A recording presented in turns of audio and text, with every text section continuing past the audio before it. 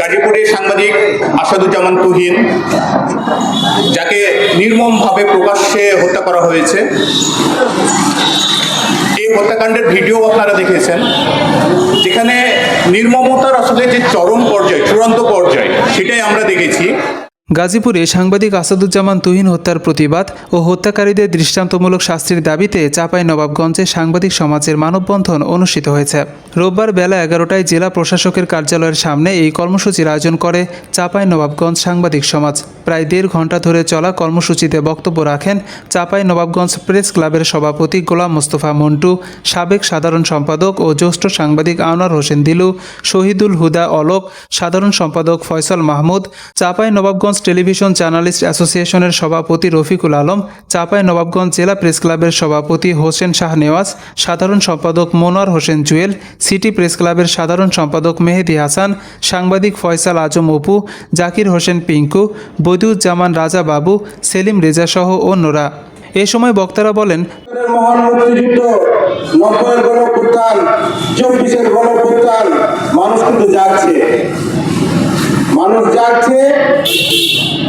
এই ধরনের অপকর্ম হয়তো আরো কিছুদিন চলবে, কিন্তু বাংলাদেশে ইনশাআল্লাহ এর মুখোশ উৎপাদন হবে এবং এই ধরনের কর্মকাণ্ড কোনোভাবে আপনাদেরকে করতে দেওয়া হবে না।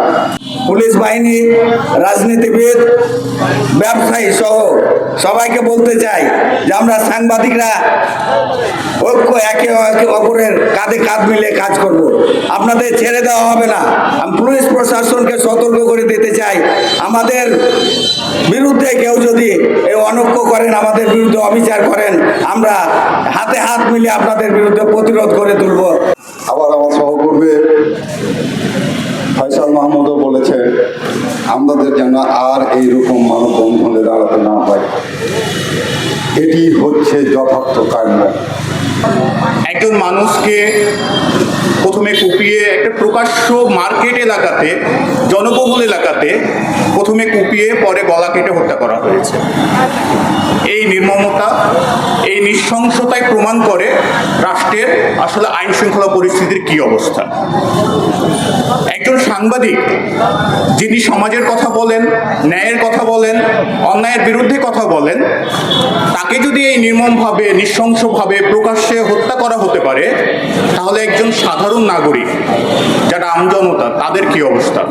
তবে এ সময় বক্তারা সাংবাদিকদের নিরাপত্তা নিশ্চিত করার পাশাপাশি তুহিন হত্যার বিচার দ্রুত সময়ের মধ্যে নিষ্পত্তির দাবি জানান।